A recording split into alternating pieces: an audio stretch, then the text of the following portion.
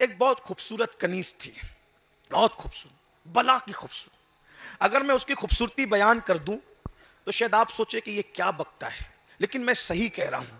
وہ اتنی خوبصورت تھی کہ اس کے رخسار یعنی اس کے گال دیکھ کر ایسا لگتا تھا جیسے چاند زمین پہ اتر آیا ہو. اس کے بال ایسا لگتا تھا جیسے بال نہیں بلکہ ریشم ہو. اس کے ہونٹ ایسا لگتا تھا جیسے گلاب کی پنکھڑیاں ہو. اس کی آنکھیں ایسا لگتا تھا جیسے نرگس کی کے پھول ہو. اور جب وہ چلتی تھی تو یوں لگتا تھا جیسے کوئی مور ساون بھادوں میں دل ربانہ انداز سے خرام ناز کر رہا ہو. اگر وہ تیز چلے تو یوں لگے جیسے کسی جنگل میں ہرن چوکڑی بھر رہا ہو. اور اگر وہ کبھی کھلکھلا کے ہنس دے تو ایسا لگتا تھا جیسے قریب سے آبشار گرنے کی آواز آ رہی ہو. اگر وہ اللہ اکبر اپنے بالوں پر بل دے کر گردن کو جھرجھری دے دیں تو یوں لگتا تھا کہ جیسے بارش کے موسم میں کوئی مور اپنے پنکھ کھول کر کے مستی میں ناچ رہا ہو. وہ رقص سے طاؤس کی یاد دلا دیتی تھی. اس کی گردن کی جھرجھری اتنی خوبصورت تھی. خیر سے وہ بابا فرید کی کنیز تھی. اللہ کے رسول علیہ السلام نے فرمایا نکاح جلدی کرو. ایک وقت تھا راجستھان میں نکاح لوگ بہت جلدی کرتے تھے اور اب بہت دیر کرنے لگے ہیں.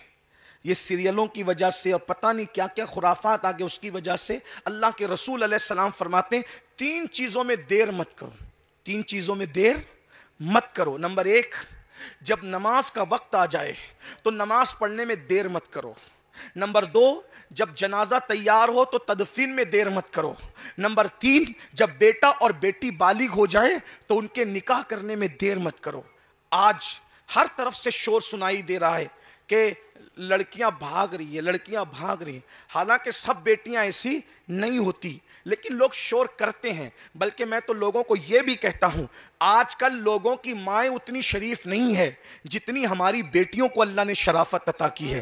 آج بھی ہماری بیٹیوں میں شرافت الحمدللہ موجود ہے. صرف تربیت کی ضرورت ہے، دین سکھانے کی ضرورت ہے، مذہب سکھانے کی ضرورت ہے. تو لیکن اگر ایسا کچھ ہو رہا ہے تو لوگ کرتے کیا ہیں 30 سال 25 سال بیٹیوں کا نکاح نہیں کرتے. کیا کہتے ہیں ابھی آنے دو، ابھی اچھا رشتہ آنے دو. ابھی اچھا رشتہ کیا کہا ہمارے معیار کے مطابق آنے دو. ہمارے معیار اور آپ کا معیار کیا ہے پتہ ہے؟ یہی آپ کا معیار ہے کہ کوئی آپ کو اسمارٹ داماد چاہیے، کوئی آپ کو سفید چمڑی والا داماد چاہیے، کوئی آپ کو بلڈنگ والا داماد چاہیے، کوئی آپ کو محل والا داماد چاہیے. آپ کو شریف انسان نہیں دیکھنا. معیار کیا ہے؟ دولت. معیار کیا ہے؟ اونچا مکان. معیار کیا ہے؟ سفید چمڑی. اللہ کے بندو اپنا معیار یہ نہیں ہے. بس اب بات ختم کرنے لگا ہوں. ایک روایت پڑھتا ہوں تھوڑی تشریح کے ساتھ، اگر ذوق سے سنو گے تو پوری بات کر کے بات مکمل کروں گا. اللہ اکبر.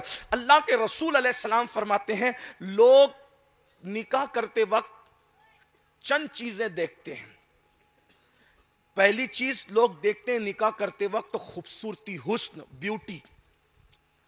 ایسا ہی حضور دیکھو، حضور پھر حضور ہیں. قیامت تک کا سروے رپورٹ پیش کر دیا کہ لوگ کیا کرتے ہیں نکاح کرتے وقت کیا دیکھتے ہیں؟ خوبصورتی دیکھتے ہیں. خوبصورتی مطلب کیا؟ آج کل کے ماحول میں سفید چمڑی. سفید چمڑی، سب کو سفید چمڑی چاہیے. یہ چمڑیاں جو ہے نا ہمیشہ سفید نہیں رہتی. 18 سال میں انسان جیسا لگتا ہے بتاؤ 55 سال کے بعد بھی ویسے ہی لگتا ہے؟ 18 سال میں مکمل فٹ تھا، 55 سال میں آیا تو کیسا دکھتا ہے؟ ادھر سے پیٹ نکلا، ادھر سے کمر، ادھر سے گوشت، یہ ادھر چہرہ بڑھ گیا، وہ ہو گیا، وہ پتہ نہیں کیا کیا ہو جائے ہے نا. تو آپ اگر صرف بیوٹی دیکھو گے، صرف خوبصورتی دیکھو، نوجوان لڑکوں کی خاص طور آج شریف بچیاں گھر میں بیٹھی ہوئی، شریف لڑکوں کو لڑکیاں ریجیکٹ کرتی ہے. یہ تو اچھا نہیں دکھ رہا ہے. اس کو کیسا چاہیے؟ ہیرو چاہیے. اس کو لڑکیوں کو ہیرو چاہیے اور لڑکوں کو ہیروئن چاہیے. ایک بات آپ کو کہوں، سچی بات، دیکھو میں گراؤنڈ لیول کا آدمی ہوں، آپ کا آدمی، اور آپ کی طرح بات کرنا چاہتا ہوں. میرے جانے کے بعد یہ حضرات پتہ نہیں کیا کہیں گے کہ کس کو بلایا تھا، لیکن مجھے اس کی پرواہ نہیں ہے. حالانکہ اللہ والے لوگ ایسا نہیں کہیں گے. لیکن دیکھیے اگر کھانسی آ رہی ہو نا تو پھر دوا کھانسی کی ہی دینی پڑے گی. اگر کوئی کہے کہ بھئی کھانسی کی دوا کیوں ہے، تو اگر کھانسی نہ ہوتی تو کھانسی کی دوا نہ دیتے. یہی ہے نا، دوا والے کو، کھانسی والے کو کینسر کی دوا تو نہیں دے سکتے نا. تو جیسی بیماری ویسا علاج. تو یہ میرے جو نوجوان لڑکے چھوکرے ہیں بچیاں ہیں، ان کو میں کہتا ہوں یہ جو ہیرو ہیروئن کے چکر میں پڑے ہو نا، یہ لوگ گھنٹوں میک اپ کر کے اسکرین کے سامنے آتے ہیں تو ایسے دکھتے ہیں. ان کو کبھی نیند سے اٹھنے کے بعد دیکھ لو تو وہ تمہارا گیریج میں پچری کرنے والا اچھا نظر آئے. یہ کوئی میں ہنسانے کے لیے نہیں کہہ رہا، میری طبیعت میں نہیں ہے جلسوں میں ہنسانا، کیونکہ یہ ہنسانے کی اور یہ جوک کی محفل نہیں ہے، یہ تو رونے رلانے کی محفل، یہ تو اصلاح کی محفل، آخرت یاد دلانے کی محفل ہے. میں اپنی آپ سے بھی کہتا ہوں، آپ وہ چڑیل کو جو 4 گھنٹے میک اپ کر کے آئی ہے، ہزاروں روپے اس نے اپنے چہرے پر صرف کیے ہیں، اس سے آپ کمپیئر کرتے ہو کچن میں بیٹھ کر روٹی بنانے والی لڑکی کو؟ کہاں وہ اسکرین پر آ کر زنا کرنے والی زانیہ عورتیں جو اسکرین پر آ کر کے ناچتی ہیں، میں کسی کا نام نہیں لے رہا، جو زنا کرواتی ہیں وہ آپ کو پتا ہے سب، وہ ناچنے والیاں، زنا کرنے والیاں، آبرو بیچنے والیاں جو اسکرین پہ زنا کرتی ہے، ان سے آپ کمپیئر کرتے وہ ہزاروں روپے کا میک اپ خرچ کرنے والی کہ شریف روٹی بنا رہی ہے جو گھر میں اس کی. کبھی اس کو نیند سے اٹھتا ہوا دیکھ کر کے کھڑا کر، اور پھر جس کے ساتھ تو نکاح کرنا چاہتا ہے اس کو کھڑا کر، اس کی اس لانتی صورت سے زیادہ اس کی شرافت کا نور تجھے نظر آئے گا. آپ کیا کمپیئر کرتے ہیں؟ آپ میک اپ کو دل دے بیٹھے. اچھا چلیں اگر کوئی واقعی سفید چمڑی بھی ہو تو میں آپ کو ایک بات سناتا ہوں، حسن ہمیشہ نہیں رہتا، اور حسن جو ہے نا، حسن چمڑی کی سفیدی کا نام نہیں ہے. حسن کی تعریف آج مجھ سے آپ سن لیں. حسن کہتے ہیں عشق والا دل ہو، عشق رسول والا دل ہو، اور سنت رسول والا کردار ہو، یہ ہے حسن. چمڑیاں اہمیت نہیں. چمڑی میرے بھائیوں، اگر آپ سفید چمڑی کو خوبصورتی کا نام دیں گے تو حضرت بلال کے حسن کو کیا نام دیں گے آپ؟ سوچئے نا ذرا. تو صرف چہرے مت دیکھو، سیرت بھی دیکھو. اور ایک بات یہ بھی کہتا ہوں، خوبصورت ماں خوبصورت بیٹا پیدا کرے یہ ضروری نہیں ہے، خوبصورت باپ خوبصورت بیٹا پیدا کرے یہ ضروری نہیں ہے، لیکن دیندار ماں باپ ہوں گے تو وہ دیندار اولاد کو جنم دیں گے. اسی لیے غوث پاک نے لنگڑی قبول کیا، لولی قبول کیا، اندھی قبول کیا، گونگی قبول کیا، لیکن صاحب کردار قبول کیا. اور پھر آپ جانتے تھے لنگڑی چل جائے گی، لولی چل جائے گی، اندھی چل جائے گی، گونگی چل جائے گی، کیونکہ لنگڑی ماں لنگڑا بیٹا پیدا کرے یہ ضروری نہیں ہے. کتنی بھی لنگڑی ہو، کیسی بھی لولی ہو، لیکن ہے تو نیک باپ کی بیٹی، چلو نکاح میں لے لو. حالانکہ وہ لنگڑی لولی نہ تھی، آپ بار بار کا قصہ سن چکے ہیں، لیکن تھی کتنی پاک دامن. کا لنگڑی اس لیے کہ گھر کے باہر کبھی قدم نہیں نکالا، لولی اس لیے کہ کبھی اس نے اپنے ہاتھ سے حرام کام نہیں کیا، گونگی اس لیے کہ کبھی نہ جھوٹ بولا نہ کبھی غیبت کی، اور بہری اس لیے کہ کبھی خدا کی نافرمانی کی بات اس کے کان میں نہیں پہنچی. تو پھر اس ماں سے پھر بیٹا جو پیدا ہوا وہ صرف ولی نہیں تھا بلکہ ولیوں کا سردار شیخ عبد القادر جیلانی تھا. تو یاد رکھیں جب مائیں نیک ہوتی ہے تو بچے بھی نیک ہوتے ہیں. ایک بات یہاں یاد آئی، نوجوان اپنی اصلاح کریں. سفید چمڑی، سفید چمڑی، پھر اس کے بعد جب وہ سفید چمڑی لاتے ہیں نا تو پھر وہ تماشا ہوتا ہے گھر میں، پھر آگے کہتے ہیں حضرت سنتی نہیں ہے، تو تم نے کس کو اٹھا کے لایا؟ جب آپ ہنسنے کی بات نہیں ہے، لیکن اگر آپ ہنس لیں تو شادی کا موقع ہے، مجھے کوئی اعتراض بھی نہیں، لیکن یہ بات کنٹرول میں نہیں ہے، کیونکہ اس کو تو رات دن اپنے حسن پر نخرا ہے. خدا جب حسن دیتا ہے نزاکت آئی جاتی. سب خوبصورت لوگ ایسے نہیں ہوتے، ہمارے یہاں بھی کچھ خوبصورت لوگ ہیں، بڑے شریف ہیں، ہاں بس، لیکن شریف وہ ہیں خوبصورت لوگ جن کا رشتہ گنبد خضرا سے جڑا ہوا ہے. سن لیجئے بات عرض کروں نا، آپ تھک تو نہیں گئے نا؟ شادی کی محفل عرض کرتا ہوں.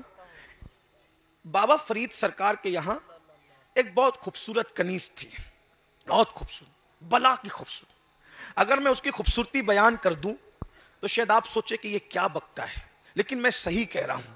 وہ اتنی خوبصورت تھی کہ اس کے رخسار یعنی اس کے گال دیکھ کر ایسا لگتا تھا جیسے چاند زمین پہ اتر آیا ہو. اس کے بال ایسا لگتا تھا جیسے بال نہیں بلکہ ریشم ہو. اس کے ہونٹ ایسا لگتا تھا جیسے گلاب کی پنکھڑیاں ہو. اس کی آنکھیں ایسا لگتا تھا جیسے نرگس کے پھول ہو. اور جب وہ چلتی تھی تو یوں لگتا تھا جیسے کوئی مور सावन भादों में दिल रुबाना अंदाज से खिरामे नाज कर रहा हो, अगर वो तेज चले तो यूं लगे जैसे किसी जंगल में हरन चौकड़ी भर रहा हो, और अगर वो कभी खिलखिला के हंस दे तो ऐसा लगता था जैसे करीब से आबशार गिरने की आवाज आ रही हो। अगर वो अल्लाह अकबर अपने बालों पर बल देकर गर्दन को झुरझुरी दे दे तो यूं लगता था कि जैसे बारिश के मौसम में कोई मोर अपने पंख खोल करके मस्ती में नाच रहा हो। वो रक्स से ताऊस की याद दिला देती थी, उसके गर्दन की झुरझुरी इतनी खूबसूरत थी। खैर से वो बाबा फरीद की कनीज थी, लेकिन बाबा फरीद इतने अल्लाह वाले थे कि उसको कभी देखा भी नहीं था। घर में कनीजें कई कई साल रहती थी, वो कभी देखते भी नहीं थे, उनका ये तकवा था। हालांकि देख सकते थे लेकिन देखा नहीं था। एक दिन एक नया मुरीद होने के लिए नया नवेला मुरीद आया। उस मुरीद को कुछ सामान दिया, कहा बेटा ये हमारे घर पहुंचा दो। मुरीद घर सामान देने के लिए गया, वो कनीज आई सामान रिसीव करने के लिए। घर की औरतें तो ना आती थी, कनीज को भेजा। कनीज को देखा तो ढेर हो गया। नया नवेला मुरीद था, अभी तरबियत पूरी नहीं हुई थी उसकी, इतना भी खूबसूरत कोई हो सकता है। एक नजर देखा, अब पागल हो गया, उससे इश्क कर बैठा। हजरत की खानकाह में नहीं आया, वापस घर चला गया। उस वक्त तक के पीर साहब लोग मुरीद पर बड़ी नजर रखते थे, सबके नाम भी उनको पता होते थे, सबका हाल भी, सबके बारे में पूछते भी थे। कुछ दिन गुजरे तो बाबा साहब ने, हम लोग सरकार बाबा फरीद को बाबा साहब के, सिलसिला चिश्तिया का बड़ा इमाम मोहसिन है सिलसिला चिश्तिया का, जिसने चिश्तियत को पूरी दुनिया में फैला दिया। दो ऐसे हीरे तराशे कि जिससे चिश्तियत के डंके बज गए, एक निजामुद्दीन महबूब इलाही, एक मखदूम अली अहमद साबिरी कलियरी। जिसके मुरीद ऐसे हो वो पीर बाबा फरीद कैसा होगा। अल्लाह अकबर। बहरहाल ये उन्वान मेरा सरकार बाबा फरीद का नहीं, लेकिन आज जिक्र आ गया तो बात कर रहा हूं। तो आपने मुरीद के बारे में, अरे वो मेरा फुला मुरीद नहीं दिखता, तो दूसरे मुरीदों ने कहा सरकार वो तो आपकी कनीज का आशिक हो गया, दीवाना हो गया, पागल हो गया, वो दिल दे बैठा आपकी कनीज को, भूल जाओ उसको। सरकार बाबा फरीद ने कहा मुरीद भूलने के लिए नहीं होते, बुलाओ उसको। मुरीद आया, शर्मिंदा था, नजरें नीचे। सरकार ने कहा क्या बात है बेटा, कुछ सुन रहा हूं, सही सुन रहा हूं? हुजूर हिम्मत नहीं है, लेकिन आपने जो सुना है सही है कि आपकी कनीज पर दिल आ गया। कोई बात नहीं बेटा, दिल की बात है, आ गया कोई बात नहीं, लेकिन अल्लाह वालों का इस्लाह का अंदाज देख। मैं वो कनीज को बुलाता हूं, देख ले वही है कि दूसरी है। उसको बुलाया, यही है जी सरकार, यही है। बेटा हमारा वादा, इंशाअल्लाह ठीक 1 हफ्ते में हम उसके साथ तेरा निकाह कर देंगे, जा तैयारी कर। अब क्या हुआ, वो तो खुश हो गया। भाई जब किसी बंदे को अनहोनी चीज मिल जाए तो उसकी क्या हालत होगी, तो खुश हो गया, जा तैयारी कर, याद रखना यही है ना, हाँ यही है, बहुत खूबसूरत है, ठीक है जा। जैसे वो मुरीद गया, बाबा फरीद सरकार ने कहा इस औरत, इस लड़की को जुलाब खिलाओ। जुलाब इस तरह खिलाए जाए कि ये जिंदा रहे और इसको दिन में चंद मर्तबा बैतुल खला जाने की हाजत हो, यानी इसमें थोड़ी कमजोरी आए, यानी इस पे जुल्म भी ना हो लेकिन इसमें थोड़ी कमजोरी आ जाए। 1 हफ्ता और उसके लिए पाबंद कर दिया कि ये जहां बैतुल खला करे उसके नीचे एक हांडी रख दो, इसकी बैतुल खला की गंदगी जमा करना। ये अजीब बात थी। और वो जहां बैतुल खला करती वहां हांडी रखी हुई थी, वहीं पर वो बैतुल खला कर रही। जाहिर सी बात है कि जब कोई बंदा उसको जुलाब खिलाए जाएंगे तो लूज मोशन ही होंगे, और वो जमा होता रहा। 1 हफ्ते के बाद अब वो बिल्कुल कमजोर सी, मरियल सी, अब जिसके चेहरा का उभार था, रुखसार उभरे हुए थे, अंदर को चले गए, आंखें धस गई, आंखें भरी भरी थी, सुनी सुनी हो गई, बाल ऐसे लगने लगे, झड़ने लगे। 1 हफ्ते के अंदर बाल, अल्लाह अकबर, यूं लगते थे ये किसके बाल है, कैसे। हफ्ते भर में ऐसी दुबली पतली हुई कि लगती थी कि कोई मरियल सी है। जब वो आया तैयारी करके, कहा बेटा निकाह से पहले एक बार फिर देख ले, वही है कि दूसरी है, यही है। हुजूर ये वो नहीं है, अल्लाह की कसम वो नहीं है, हमारे साथ मजाक हो रहा है। आपने, मैं अल्लाह की कसम ये वही है। फिर हुजूर आप झूठ नहीं बोल सकते, हुस्न कहां गया? बाबा फरीद से कहा हुस्न कहां गया? फरमाया तूने इससे प्यार नहीं किया था, इसकी खूबसूरती और ब्यूटी से प्यार किया था, वो मैंने निचोड़ लिया, वो मैंने खूबसूरती निचोड़ ली बेटा। तुझे इंसान से प्यार नहीं था, तुझे हुस्न से प्यार था, वो हुस्न मैंने निचोड़ लिया। कहा वो हुस्न कहां है? कहा लाओ हांडी। हांडी खोली गई, सब बदबू से परेशान, ये है उसका हुस्न। ये क्या है? कहा हुस्न निचोड़ लिया है। تب اس کو سمجھ میں آیا جس کو میں خوبصورتی کہہ رہا تھا وہ تو بدبو کے سوا کچھ نہیں. اس لیے جو لڑکیاں صرف چہرے کی خوبصورتی دیکھتی ہے، جب شوہر کا حسن ڈھلتا ہے تو پھر بہت سارے لوگ کہیں اور متوجہ ہو جاتے ہیں. لڑکے جو صرف چہرے کی سفید چمڑی اور خوبصورتی دیکھتے ہیں، جب حسن ڈھلتا ہے تو کہیں اور متوجہ ہو جاتے ہیں. تو حضور علیہ السلام فرماتے ہیں لوگ صرف خوبصورتی دیکھتے ہیں. پھر دوسری بات فرمایا لوگ صرف نسب دیکھتے ہیں. پھر فرمایا لوگ صرف دولت دیکھتے ہیں. فرمایا خوبصورتی صرف دیکھ کر نکاح مت کرو، صرف نسب دیکھ کر نکاح مت کرو، صرف دولت دیکھ کر نکاح مت کرو. اگر نکاح کرنا ہے تو فرمایا دینداری دیکھ کر کے نکاح کیا کرو. اس لیے کہ عمر بڑھتی جاتی ہے، دینداری بڑھتی جاتی ہے. میرے بھائیوں، میری بہنوں، آج ہمارے گھر میں بچیاں بیٹھی، ہم نکاح کرنے کے لیے کہاں ڈھونڈ رہے ہیں؟ مشرق، مغرب، شمال، جنوب. میں ایک طریقہ بتاتا ہوں. بچیوں کو اگر رشتہ کرنا ہے پہلے خاندان میں دیکھو. کہاں دیکھو؟ خاندان. اس کی برکت ہے. خاندان میں اگر نکاح کرو گے نا بھائی بہن یہ قریبی رشتے میں، تو وہ دیکھے بھالے ہوں گے. ایک اپنا معیار ہوتا ہے. غریب ایک کر لو. دیکھو حضور علیہ السلام نے جتنے نکاح کیے سب خاندان میں. دیکھیے 2 بیٹیاں دی سیدنا عثمان غنی. یہ عثمان غنی کون ہے؟ سیدنا عثمان غنی رضی اللہ تعالیٰ حضور کی دادی کے رشتے سے. حضرت عثمان غنی جو ہے وہ حضور علیہ السلام کے رشتہ دار لگتے ہیں دادی کے رشتے سے. 2 بیٹیاں وہاں دی. اس کے بعد ایک بیٹی مولائے کائنات کو دی جو سگے چچا کے بیٹے کا، سگے چچا کا بیٹا، سگے چچا کا چچا زاد بھائی، ان کو دیا. جس وقت مولا علی سے رشتہ ہوا اس وقت مولا علی کے پاس خود کا اپنا مکان بھی نہیں تھا. مولا علی نے زرہ بیچی، زرہ، اور زرہ بیچ کر کے مہر ادا کیا. پھر اس کے بعد امام حسن نے اپنے بیٹے امام حسن مصنع کا نکاح امام حسین کی بیٹی سیدہ سغرا کے ساتھ کیا. پھر اس کے بعد امام حسین کے بیٹے امام زین العابدین ان کا نکاح امام حسن کی بیٹی کے ساتھ ہوا. دیکھ رہے ہیں آپ یوں. پھر اس کے بعد دیکھیں سیدنا صدیق اکبر کے بیٹے محمد بن ابو بکر، ان کے بھائی عبد الرحمن بن ابو بکر، محمد بن ابو بکر کا بیٹا، محمد بن ابو بکر کا بیٹا قاسم، ان کا نکاح ہوا ان کے چچا کے بیٹی کے ساتھ اسماء بنت عبد الرحمن بن ابو بکر، ان کے ساتھ. دیکھتے چلے جائیں. یہ اس طریقے سے رشتے میں خاندان کے اندر رشتہ داریاں ہوتی رہی.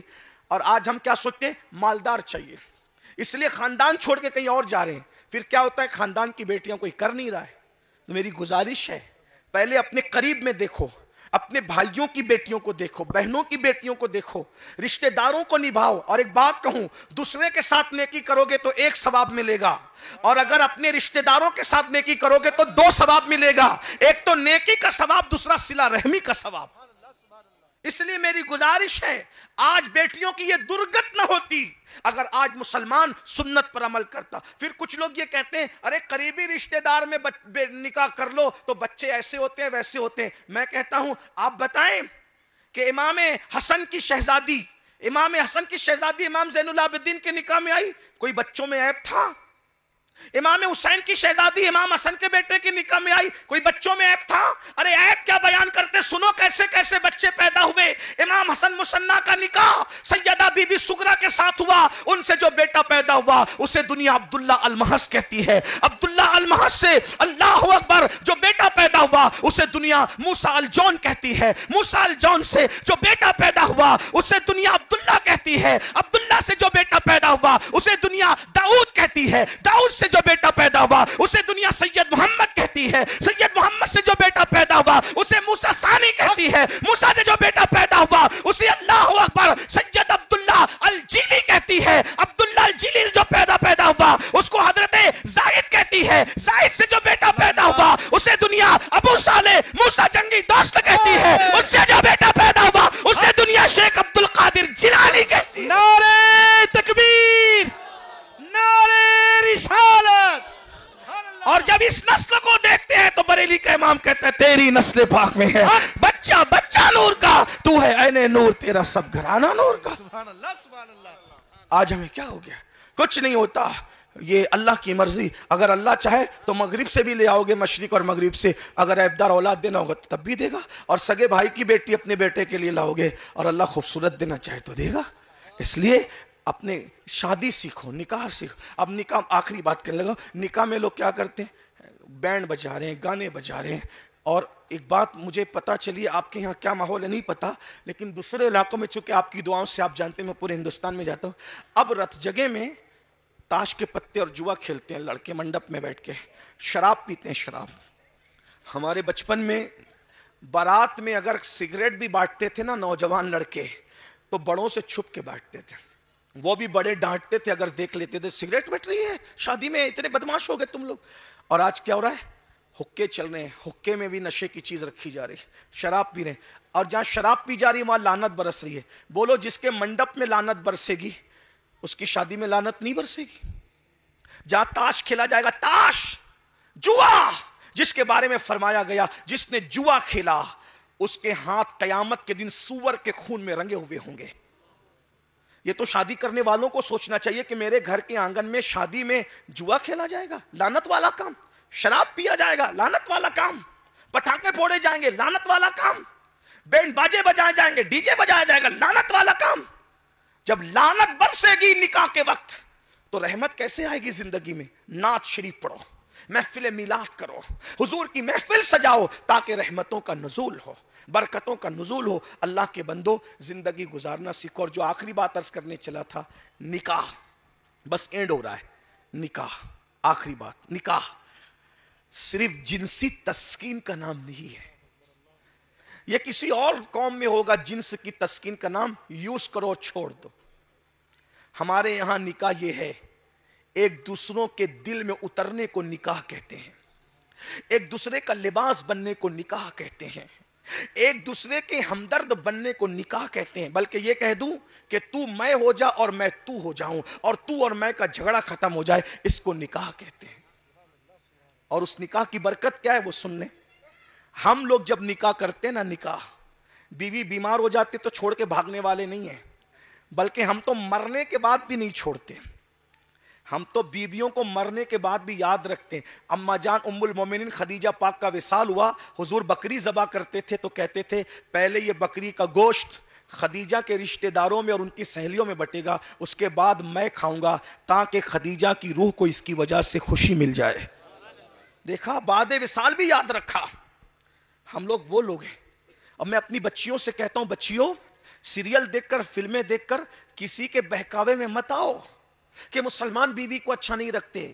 واللہ جو سچا مسلمان ہوگا اس سے اچھا بیوی کو کون رکھے گا؟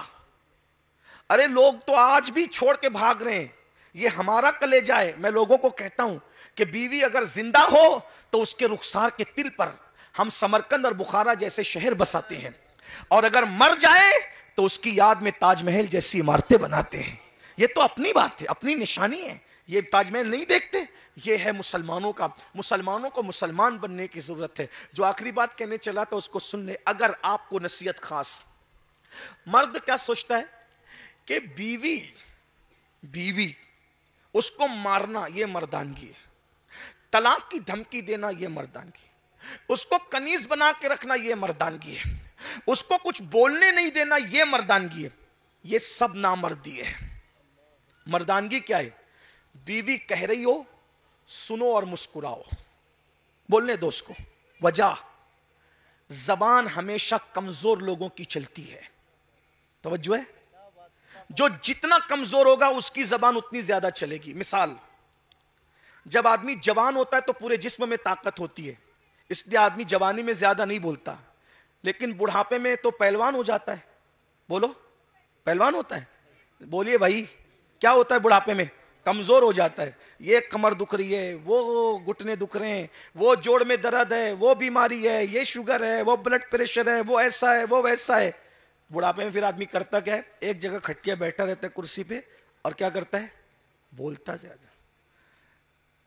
بچپنے میں بچے زیادہ بولتے ہیں, بڑھاپے میں بڈھے زیادہ ہو, کیونکہ بچپنا بھی کمزور ہوتا ہے اور بڑھاپا بھی. تو نشانی کیا ہے؟ جو جتنا کمزور ہوگا وہ اتنا, عورتیں کمزور ہوتی, ان کو بولنے کی عادت ہے, اور اللہ نے ان کو بولنا زیادہ اس لیے سکھایا. توجہ, بول دوں کیوں سکھایا؟ اس میں بھی حکمت ہے, ہمیں کوئی اعتراض نہیں ہے, بولو زیادہ بولو, مگر کیونکہ بچے ماں کے قریب رہتے ہیں. اگر ماں کم سخن ہوگی, ماں نہیں بولے گی, تو بچہ بولنا کیسے سیکھے گا؟ اس لیے جس کے پاس بولنے کی تربیت لینا ہے تو اس کو اللہ نے بولنے کی زیادہ توفیق دی, جس کو بولتی رہتی. مردوں کا کام ہے مسکرا کے سن لیں, کچھ ٹیڑھی تباڑی بھی کرتی ہے سن لیں. وجہ آقا فرماتے تم میں سب سے بہادر وہ ہے جو غصہ پی جائے. طلاق دینے والے نامرد ہیں, عورتوں کو بے ظلم کرنے والے نامرد. سن لیں, ذمہ داری سے کہہ رہا ہوں, جس کو بات کرنا ہے میرے ساتھ بیٹھ کے بات کر لیں, میں دلیل دینے کے لیے تیار ہوں.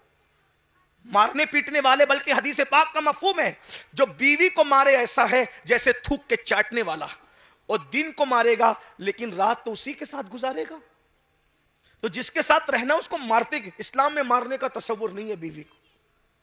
تو آپ کہیں گے یار وہ تو منہ چلاتی. میں نے کہا اس کا منہ چلانا بھی اپنے لیے فائدے مند ہے. کتنا فائدے مند ہے وہ جو آخری بات کہنے چلا تھا اس کو سنے, بات پوری کر دیں. ایک بہت بڑے بزرگ ہیں, بہت بڑے بزرگ, اس بزرگ کو دنیا شیخ ابو الحسن خرقانی کہتی ہے. نام سنا ان کا؟ یہ ابو الحسن خرقانی کون ہے پتا ہے؟ جب محمود غزنوی ایک جنگ کو بار بار ہار گیا تو ابو الحسن خرقانی کے پاس گیا, کہا سرکار میں جنگ ہار رہا ہوں, جیت نہیں پا رہا ہوں, کچھ عطا کریں. تو اپنا جبہ دیا, کہا جنگ میں میرا جبہ رکھ کے دعا کرنا, میرے جبے سے کی برکت سے اللہ تجھے فتح دے گا. اور محمود نے خرقانی کا جبہ رکھ کے دعا کی, اللہ فتح دے. اللہ نے فتح دی. جس کا جبہ اتنا قیمتی ہو, جس کے وسیلے سے دعا قبول ہو, کتنا عظیم آدمی ہوگا ابو الحسن خرقانی. اتفاق سے ایک بہت بڑا فلسفی, یعنی دنیاوی ایجوکیشن کا ماہر, فلسفے میں بہت ماہر, وہ حضرت کا معتقد ہو گیا, بلکہ مرید ہو گیا, فلسفی مرید ہو گیا. توجہ کرنا, توجہ ہے نا آپ کی؟ یہ بات اینڈ ہو رہی ہے, گھر میں اچھے سے رہو. اسٹیج پر تو سبھی اچھے سے رہتے ہیں, جلسے میں سبھی اچھے سے بیٹھتے ہیں, گھر میں اچھا رہنا سیکھو. اور آقا فرماتے تم میں سب سے اچھا وہ ہے جو اپنی بیوی کے ساتھ اچھا سلوک کرے. سالن میں نمک زیادہ ہونے پہ آنکھ دکھاتے ہو, چائے آنے میں دیر ہو گئی تو آنکھ دکھاتے ہو, ماں بہن کی گالیاں دیتے ہو. گالی دینا فسق ہے. غریب نواز سرکار فرماتے ہیں جو کسی مومن کو گالی دے مرتے وقت اس کی زبان پہ کلمہ نہیں آئے گا. تو جب عام مومن کو گالی دینے سے زبان پہ کلمہ نہیں آتا, تو بیوی کو ماں بہن کی گالی دو گے تو تمہاری زبان پہ مرتے وقت کلمہ کیسے آئے گا؟ بیویوں کا حساب لینے والا کوئی نہیں ہے تم سے. بیویاں تو کمزور ہے, جتنا دبانا چاہو دبا لو, مگر سن لو حدیث پاک کا مفہوم ہے, جس نے عورتوں پہ ظلم کیا ہوگا اگر وہ پہاڑوں جیسی نیکیاں لے کر آئے گا, اللہ اس کی نیکیوں کو قیامت کے دن ریزہ ریزہ کر دے گا. اس کی نیکیوں کو ذرہ ذرہ کر دیا جائے گا, کیونکہ اس نے اپنی بیوی پہ ظلم کیا ہوگا. ظلم مت کرو. جس نے ماں باپ چھوڑے, بچپن کی سہیلیاں چھوڑ, سب چھوڑ کر تمہارے پاس آئی, تم اس پہ ظلم کرتے ہو. ہاں لیکن یہ بھی کہتا ہوں سر پہ بھی مت چڑھانا. ایسا نہ ہو کہ بیوی کو اتنا سر پہ چڑھا لو کہ تیرے ماں باپ کو چھوڑ دے, تو کہا جی جی لبیک چھوڑ دیا. یہ بھی نہیں ہو. دیکھو اسلام میں اعتدال, نہ بیوی سر پہ چڑھانے کی چیز ہے, نہ پیر میں پہننے کی چیز ہے. وہ بائیں پسلی سے دل کے قریب سے پیدا ہوئی ہے, وہ دل میں رکھنے کی چیز ہے. نہ سر پہ اٹھاؤ نہ پیر میں بٹھاؤ, اس کو دل میں رکھو. جس کی جو جگہ ہے اس کو وہاں رکھو. بہت پیار کرو لیکن لگام بھی کس کے رکھو. ہاں یہ بھی, ظلم بھی مت کرو لیکن کنٹرول رہنا. اتنا کنٹرول رہنا چاہیے کہ اگر آنکھ بڑی کر کے دیکھ لیں تو پھر اٹینشن ہو جانا چاہیے. کیونکہ میں ایسی خواتین کو جانتا ہوں کہ جن کو آنکھ بڑی کر کے اگر دیکھنے والا دیکھ لیتا ہے تو پھر کئی مہینے تک کے سارا معاملہ درست ہو جاتا ہے. تو آپ کا کنٹرول ایسا ہونا چاہیے, نہ غلامی کرو اور نہ ظلم کرو. بار بات آ گئی تو طویل بھی ہو رہی ہے, اس کا خیال بھی ہے, لیکن بات ختم بھی ہوتی ہے. شادی کی محفل ہے, آپ بہت اچھا سنیں. کبھی کبھی بہت بڑی محفلوں میں بھی لوگ بہت اچھا نہیں سنتے, اور کبھی کبھی بہت بڑی محفل نہیں ہوتی لیکن لوگ اچھا سنتے, تو بولنے میں بھی اچھا لگتا ہے. اور آپ نے ایسی محفل سجائی ہے, بہت اچھا لگ رہا ہے آپ سے بولنے میں, لیکن اب بہت دیر تک نہیں, کیونکہ ہمیں بھی فلائٹ پکڑنی ہے, فلائٹ نہ چھوٹے, اس کا بھی ہمیں خیال ہے. تو ابو الحسن خرقانی کا ایک مرید ہو گیا, دنیاوی ایجوکیشن رکھنے والا آدمی, فلسفی. اب دنیا دار لوگ بہت کم اللہ والوں سے متاثر ہوتے ہیں. مرید بیچارے یہ غریب لوگ ہوتے ہیں, وہ ہوتے ہیں کم پڑھے لکھے لوگ ہوتے ہیں, وہ اور پڑھے لکھے لوگ بہت کم مرید ہوتے ہیں. وہ تو خود ہی پیر بنے ہوتے ہیں کہ ہم کسی سے مرید نہیں. کوئی بات نہیں, سب کی اپنی اپنی بات ہے. ہاں تو لیکن کچھ پڑھے لکھے ہوتے ہیں، شریف ہوتے ہیں، اور سبھی پڑھے لکھے شریف ہوتے ہیں، مزاج الگ الگ ہوتے ہیں. چلیں بات کرتے ہیں. اس کو یاد آئی ابو الحسن خرقانی سرکار کی. وہ سوچا کہ حضرت سے چلو آج گھر پہ مل لیتے ہیں. جیسی دروازے پہ دستک دی، اندر سے آواز آئی خاتون کی. کون؟ اور کہا کہ میں فلاں فلاں ہوں. کیا کام ہے؟ تو کہا کہ حضرت شیخ ابو الحسن خرقانی سے ملاقات کرنا ہے. کہا حضرت شیخ ابو الحسن خرقانی؟ وہ مکار کب سے اتنا نیک ہو گیا؟ وہ کب سے حضرت ہو گیا؟ وہ کب سے شیخ ہو گیا؟ یہ سنا تو یہ پیر ان کے کانپ گئے. کہا محترمہ آپ کون؟ کہا اس کی بیوی ہوں. اب یہ تو بیچارہ سوچا یار جس کی بیوی جس کو مکار کہے، یہ تو پھر معاملہ گڑبڑ ہے. اب اس کی عقیدتوں کا شیش محل ابھی چکنا چوری ہونے کو تھا کہ قدرت نے رہنمائی کی. پیچھے دوسرا اچھا والا پیر بھائی کھڑا تھا. اس نے کہا جناب ادھر آؤ ادھر آؤ ادھر آؤ. کیا بات ہوئی؟ یار وہ حضرت کی بیوی حضرت کو مکار کہتی ہے. چپ خاموش رہے. حضرت یہاں نہیں ملیں گے. حضرت ابھی آ رہے ہیں. حضرت کو دیکھا تو حضرت کس طرح آ رہے تھے؟ لکڑی لانے گئے تھے جنگل. لکڑی، یہ اللہ والے لوگ یہ اپنے گھر کی لکڑیاں بھی خود ہی لاتے تھے. اور آج کل ہم لوگ کیسے اللہ والے بن گئے کہ اپنا جوتا بھی پہننے میں شرم آتی ہے ہمیں. لا الہ الا اللہ استغفر. ہم کب بنیں گے اللہ والے ہیں؟ ہاں، جوتا پہنانا یہ آپ کی سعادت ہے. اپنے بزرگوں کو بالکل پہنایا کرو، لیکن ہمیں چاہیے کہ ہم اپنا کام کوشش کریں کہ اپنے ہاتھ سے. ہماری خواہش یہ ہونی چاہیے. بلکہ لوگوں کا تو محبت اتنی ہے کہ لوگ مجھے بھی پکڑ کے چلاتے ہیں. میں کہتا ہوں بھائیو جو 60 کے اوپر لوگ آئے نا ان کو پکڑ کے چلایا کرو. ابھی میں عمر کے اس حصے میں کہ میں بھی کسی کو پکڑ کے چلا سکتا ہوں، لیکن لوگ مانتے نہیں، مجھے بھی پکڑ کے لاتے ہیں اسٹیج پہ. بہرحال یہ محبت ہے آپ کی. اور بات یاد رکھنا، خدمت کیا کرو، کیونکہ اللہ والوں کی خدمت سے وہ کچھ مل جاتا ہے جو برسوں کی محنت سے نہیں ملتا. ایک مرتبہ ایک صحابی نے رسول اللہ کی نالین حضور کو پہنا دی. سرکار نے فرمایا تو نے میری نالین مجھے پہنا دی ہے، اللہ پل صلات پر تیرے قدم کو سلامت رکھے. اور وہ آئی تو نالین اپنے مرشدوں کی سنبھالا کرو، پنایا کرو. لیکن میں اپنی بات کروں، ہمیں اپنا کام اپنے ہاتھ سے کرنے کی عادت ڈالنی چاہیے، ڈیپینڈ نہیں رہنا چاہیے. عبداللہ ابن مسعود سے کسی نے پوچھا آپ اتنے بڑے عالم کیسے بن گئے؟ تو کہا اتنے بڑا عالم بننے کا راز ایک ہی تھا، حضور جہاں نالین اتار دیتے تھے میں جھٹ سے اٹھا لیتا تھا، اور آستین بڑی سلاتا تھا ان دنوں میں، آستین میں چھپا کر سینے سے لگا کر جب تک حضور کام میں لگے رہتے بیٹھا رہتا. حضور کی نالین سینے سے لگاتے لگاتے اللہ نے مجھے اتنا بڑا عالم بنا دیا. لوگ کتابیں پڑھ کے وہاں نہ پہنچے جہاں رسول اللہ کی نالین نے پہنچا دیا. جو سر پہ رکھنے کو مل جائے نالے پاکے حضور تو پھر کہیں گے کہ ہاں تاجدار ہم بھی ہیں. یہ حضور کی نالین ہے. نالین اتنا بڑھا دیتی ہے، جہاں تک کتابیں نہ لے گئی وہاں تک حضور کی نالین لے گئی ہے. اللہ اکبر. تو اندازہ فرمائے کہ ادھر آؤ ادھر آؤ. اس فلسفی کا ادھر آؤ ادھر آؤ کا وہ مرشد ادھر گئے کام سے، ادھر آ رہے ہیں مرشد آ رہے ہیں. اچھا اب مرشد آ رہے ہیں لکڑی لے کے، کیسے؟ شیر پہ بیٹھے، روزانہ سر پہ رکھ کے لاتے تھے کیونکہ پیر روشن ضمیر ہوتا ہے. سمجھ گئے کہ کیا ڈرامہ ہو گیا ادھر، کیا معاملہ ہو گیا، سمجھ گئے پیر روشن ضمیر ہوتا ہے. ارے جو بے خبر ہو وہ پیر کیسا، جس کا ضمیر روشن نہ ہو وہ پیر کیسا. آج سمجھ گئے روزانہ سر پہ لکڑی آتی تھی، آج شیر پر اور سانپ کا چابک بنایا. اب آج کل کچھ لوگ سوچیں گے یار یہ سب کہانی قصہ ہے. کہانی قصہ نہیں، ہمارے پاس آ کے بیٹھو بتائیں گے. قرآن اور حدیث میں اس کی نظیر ملتی ہے.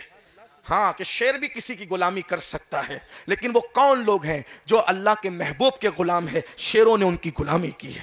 ہمارے پاس روایتیں ہیں. بہرحال تو عرض کیا کر رہا تھا، شیر پر بیٹھے ہیں، لکڑیاں ہیں شیر پہ رکھی ہوئی، ہاتھ میں سانپ کا چابک ہے.